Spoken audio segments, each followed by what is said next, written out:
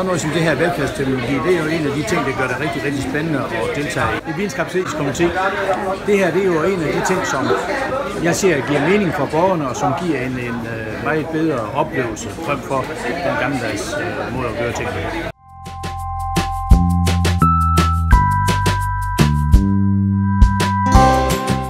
SEMT-rapport fra Bornholm Folkemøde, som er et folkemøde.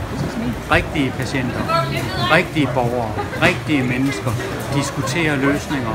Vi har haft mulighed for at præsentere rigtig meget på SEMT, teknologiske muligheder, menneskelige løsninger, empati, sjov og alvor i en stor pærevælling.